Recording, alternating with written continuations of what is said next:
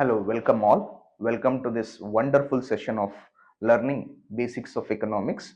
So, in a UPSC perspective, we are going to learn the basic microeconomic concepts, that is the introductory concepts. Before learning the introduction to microeconomics, central problems of economy that revolves around resource allocation, scarcity, and basic problems of economy, all those questions, and of course, piecing up together the theory of opportunity cost and ultimately leading to production possibility frontier. So what is economics? See, this definition is a pervasive one in which you can learn about what is efficiency, and before learning efficiency you can have the idea of what is scarcity here.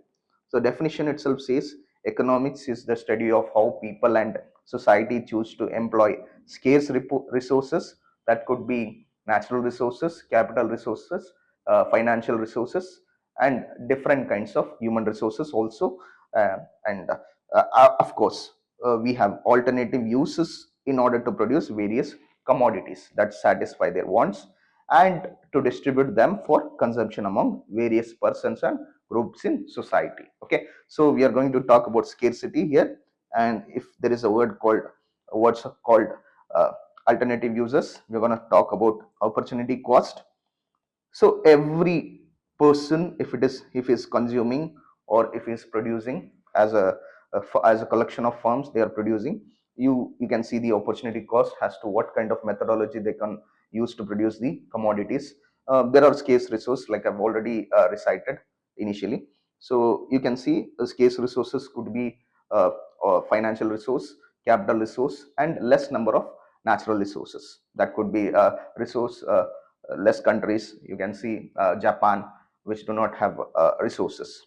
And modern definition of this thing is instead of society, they are using firms and governments choose to employ scarce resource, and that could have alternative uses, opportunity cost in order to produce various commodities, and ultimately leading to distribution of them for consumption among various groups. It could be rich class of the society or the poor people or different classes of the societies in an economy. So the proponents of economics is none other than you have uh, Adam Smith being the major proponent in terms of understanding this particular theory. So so we all know that he is the father of economics and widely regarded as father of capitalism and also international economics with his absolute advantage theory sprouting out from the query of what is wealth of nation. Before this theory, there were two other theories like uh, physiocrats who believed in the production of agricultural goods, and you had mercantilists who believed in mere possession of gold in bullions and increasing in exports and decreasing in imports. That was the assumption back then. And you had uh, Adam Smith coming up with this magnum opus. He's from Scotland. He's a Scottish economist who had written this magnum opus, that is an inquiry into the nature and causes of wealth of nations, which talks about division of labor, specialization of uh, factors, and also it talks about self motive as to every person or every sector, every economic agents work accordingly with their self motive in order to achieve economic efficiency. He's a staunch advocate of capitalism, and he believes that government intervention ruins that. So he believes in a stance free economy with no government intervention. So that is what he assumes in this book. And parallelly, you had USA getting its independence in the same year, which also marks the democratic values and capitalistic idea of free market. So parallelly, this was one simultaneous incident that happened during the publishing of this particular book. So he gave that wealth definition. Economics is nothing but a science which inquires into the nature and causes of wealth of nation. So that also led to the sprouting out of the theory of absolute advantage theory. Okay, so emphasizing wealth as the subject matter of economics, which happens with the production and growth of wealth. So next, a major proponent of microeconomics, which we are learning now, is none other than Alfred Marshall. So he's the father of microeconomics, is also co-father of neoclassical economists, along with Leon Walras, and uh, his book, what is the book's name? Principle of Economics, which was published in 1890, uh, went on to become the subject that is now being studied by most of the people in the world, that is microeconomics. So this talks about consumer behavior, price fluctuation, price theory. It talks about firms behavior. It talks about production theory of both product market and factor market, and different kinds of market structures. You are aware of there are perfect market structure and also perfectly competitive market, and you have oligopoly, duopoly, monopoly, and monopolistic competition, which is also famous in the realistic world. Okay, so his famous definition you might have studied in NCERT. Economics is a study of mankind in the ordinary business of life, which consequently led to the introduction of welfare definition of economics. So uh, let's study something about the person who actually gave the names, that is micro and macroeconomics. Ragnar Frisch is that one person who gave this names, who coined the terms microeconomics, macroeconomics. In addition to that, he also coined the term econometrics, which is the amalgamation of statistics and mathematical economics added into it. So this talks about all kinds of theories. So if you are a research scholar, if you're good at research and statistics, so this subject will help you to navigate different kinds of statistical tools and help you to build a model. Okay, so microeconomics, macroeconomics, this terms, he's the neologist in the sense the person who coins the uh, terms. Okay, so micro and macroeconomics. His major works include dynamic economics, which talks about changes in the variables, uh, which does not talk about equilibrium, which talks about the elasticity. Elasticity is a degree of change in variable due to change in other variable. And he, like, since he coined the term econometrics, he also used an empirical method to do a lot of research on it. So because of that, he also found a society, that is econometric society, which is an wonderful institutions for somebody who wants to excel in statistics and as well as in research, and edited Econometrica. And first recipient alongside with Jan Tinbergen, they both worked on dynamic models and econometrics. They went on to become the first economist to be the to receive Nobel Prize, which is given on the memory of Alfred Nobel. So they are some proponents who had contributed a lot to the development of economics. So key concept microeconomics, like we have all seen, we know from the fact that micro itself says individual behavior of firms, consumers, and different kinds of aspects. So here price becomes that one approach we have to study and navigate microeconomics.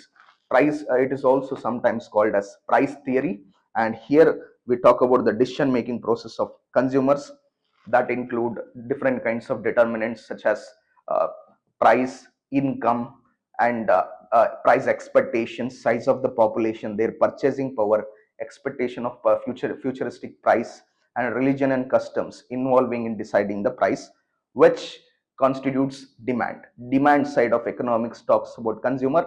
Producer side of economics talks about supply. Okay, supply side of economics, which also involves all kind of important aspects in decision making, that is cost, strategies, and all such things. Okay, so uh, let's talk about the consumer behavior here.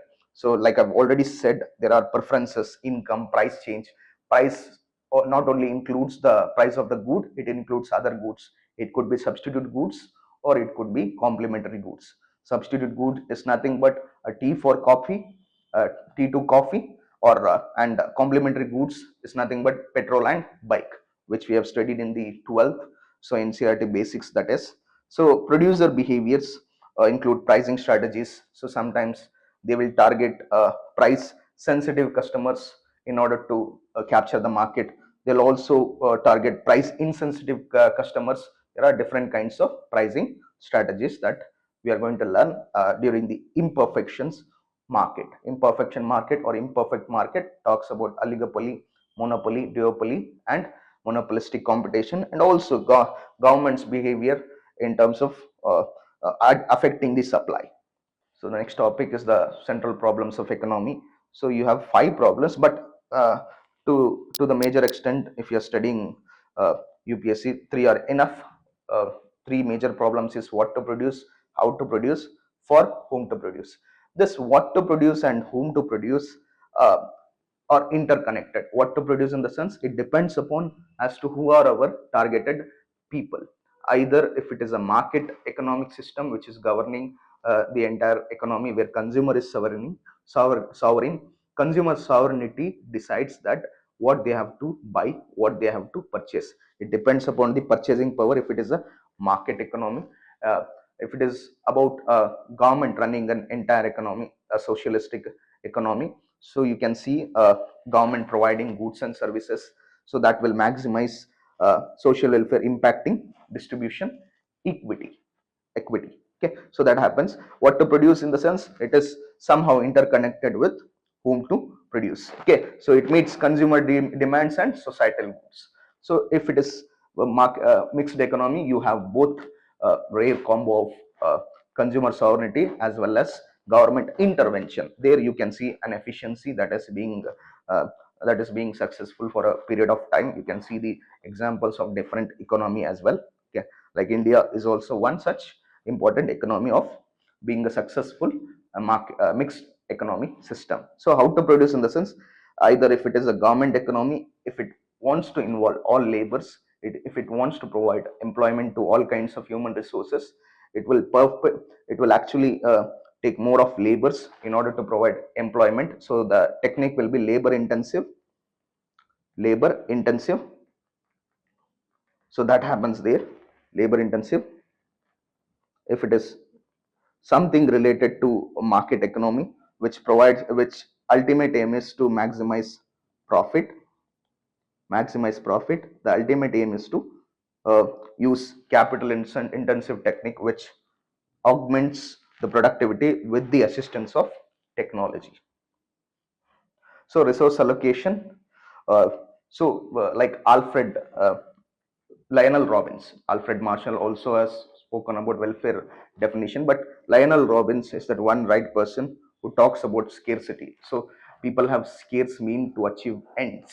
Okay, we have scarce resources, like I've recited initially at the outset of our PPT presentation. Scarcity of resources to solve all kinds of economic problems, because we have limited resource to meet unlimited demands, because human wants are unlimited, but the resource we have to satisfy that human wants is always limited. So this arrives at a decision making process where you have to be at a trade off between individuals and societies as to how they are going to consume goods and services. If it is the decision on consumption, it directly talks about consumer. If it is about investment, producer have to use different kinds of methodology, or cost cuts or minimizing cost in order to maximize their production, and also arrive at economic efficiency with assistance from uh, decision making or think tank working to provide allocative efficiency to achieve the desired results, and with deriving different kinds of strategies. So the same thing I'm reciting in this picture. You can see world is filled with economic crisis. If it is a Middle East countries like Qatar, you can see there is no water over there. So farmer and energy crisis is also prevalent, and the price is also skyrocketing for energy resources, especially fuels. Most of the vehicles, so they are converting into electric vehicles now. Most are buying electric vehicles. So energy deficient uh, countries are also prevalent, and there is a energy crisis from past decades also. Okay, so resources used to make goods and services are scarce. That makes the goods and services scarce. So that is the analogy which we are referring. So again, water deficient place we have. So the price are already gouging in a major way. So that has caused problem of choice and ultimately leading to the important concept of opportunity cost. So opportunity cost is the value of what you give up and when choosing another option over another. So what you give up when choosing one option over another, it is nothing but the value of next best alternative foregone, or the word foregone means sacrificed in order to make a choice. So here companies also choose to invest in one project. They believe in benefit cost ratio. If benefits are more in one project than the project B, if A project gives more benefit than project B, they'll certainly choose A over B, because A is always greater than B. Because let's say project A will give you 18% of rate of returns, or project B will actually give you 10% of rate of returns.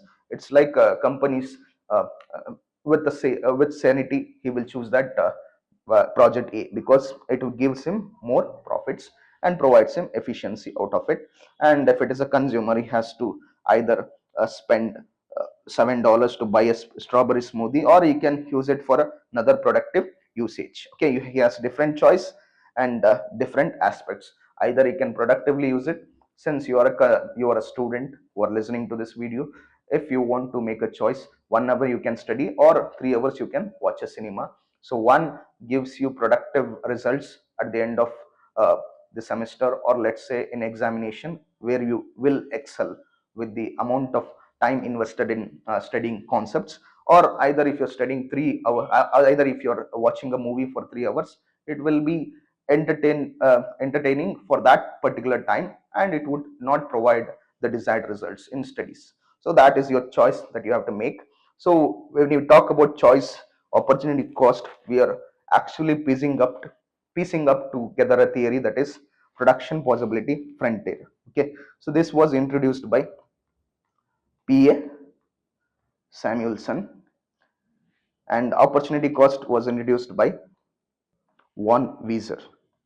His name is von Wieser in 1914. In 1914, in his book Theory of Social Economics, von Wieser, Social Economics, he introduced this concept of opportunity cost. So P.A. Samuelson introduced the concept of production possibility frontier, which talks about the maximum possible output with a uh, different set of combinations of all production of goods. Okay, so you have different set of combinations of two goods. So A, you have in x-axis you have good x, good y. In y-axis you have uh, good x, or you can say in horizontal axis you have good y, in vertical axis you have good x. So this is the process of decision making. So if we are taking an example of let's say a country, let's say USA, uh, which also spends more on their defense goods. So good x in vertical axis is defense goods, good y in horizontal axis is your corn which is used to produce ethanol. That is also working as a fuel. So since there is peace and harmony between US's neighbor, and also uh, they have spent more on arms and ammunitions to produce more defense goods, and all those uh, missiles, they have produced more of it, and you can say that there is a surplus uh, goods and services of defense. So the economy will take an effective decision by changing its production of goods and service. It will sacrifice by producing less goods of defense and more goods of uh, good Y, that is corn. So initial efficiency point was A, where they used to produce 90 tons of defense goods. Let's say in tons, since we are referring to economy, at least they will produce ton levels of goods and services. Okay, so 60 tons of corns, that will in turn be helpful for capital goods industries to produce ethanol. So that happens here. The efficiency point was A. economy, due to some reason, due to policy making, or let's say different aspects, they will try to resort to produce 90 goods of like 40 goods of uh, 40 tons of defense goods, and again they'll increase more of what 95 tons of corn. Okay, 60 plus 60 minus 95, so that is 35 more tons of good. Why? But they have sacrificed 50 tons of defense, and they'll arrive at a new efficiency point, that is B. This is the economic efficiency point of, we are talking. So here the principle of opportunity cost works. We are foregoing one commodities production and we are increasing the other commodities production. You can see a transformation of economic efficiency point from A to B, and the curve seems to be always concave. See, indifference curve is convex, indifference curve is convex, and production possibility frontier is always concave. Okay, so why is it concave? There is a reason called MRT, marginal rate of transformation. That is also the other name of PPF. PPF is also called as transformation curve. Transformation curve. So economy is transforming in producing more of corn goods rather than producing more of defense goods, because it feels like this is more remunerative. This will maximize the welfare, since the government is deciding that it will make current country more energy sufficient. So that is the intent, and that will be the agenda of the government. So it will increase more of that particular goods production. So if there is a deficiency in usage of resources, or there is an underutilization of resources, the economy will produce 40 tons of goods of defense and 60 tons of corn. You can see, I'll write out a point. This point will be your underutilization of resources. People are underemployed, underused, underutilized. Okay, so if there is no chance that this curve will take a shift, this curve will have a seismic shift, or let's say positive shift, because it happens only due to increase in the technology. Okay, technology, I'll write this symbol for technology. Increase in technology will lead to shift in production possibility curve. Okay, so that is under not achievable, because to shift a technology you need to change resources. See, the assumption of PPF is technology is assumed to be constant, resources are fully employed, there is a full employment in the economy. So all those things, like I've said, in microeconomics, since we are talking about principle of economics, law of demand, so there is one word called ceteris paribus, that means other things equal. Okay, when you have studied the law of demand, you have this word called ceteris paribus, other things remaining equal. Other things in the sense, here in this context we are talking technology is constant, equal means constant, resources constant, and labors are fully utilized. There is no chance that there is going to be a shift of PPF curve. Only there is a changes in the technology. We are talking about only the changes in the production of goods and services. Other things are remaining constant, such as technology, resources, and different kinds of other factors. Okay, so it is a downward sloping curve. We talk about the trade-off between the two goods. Producing more of one means producing less of other. Producing more of that one particular commodity means we are foregoing the production of other goods. Here we are foregoing good X, that is depicted in vertical axis, that is the defense goods. We are producing more of one goods, that is the uh, corn. Okay, so this concepts helps in understanding opportunity cost and economic efficiency. So firms, let's say Apple, they produce more of iPhones but less of AirPods, because that is remunerative. In decision making of firms, they have two major products. Either they can produce, like example of Apple, they can produce more of Apple iPhone, or they can sacrifice, and they can sacrifice the goods, production of goods such as AirPods in their company. If it is about the person who is taking decision, either he can spend on consumption, I can either he can reduce the consumption on different kinds of aspect. Okay, it's a decision making allocative efficiency which we are talking. So ultimate outcome of this concept is we are looking at the economic efficiency, which is provided by allocative efficiency because we have scarce resources. Okay, scarce resources lead the way and pave the path for opportunity cost and production possibility frontier to work together in order to arrive at the conclusion of economic efficiency. Thanks for your quintessential assistance. Please subscribe, like, and share this video. Thank you.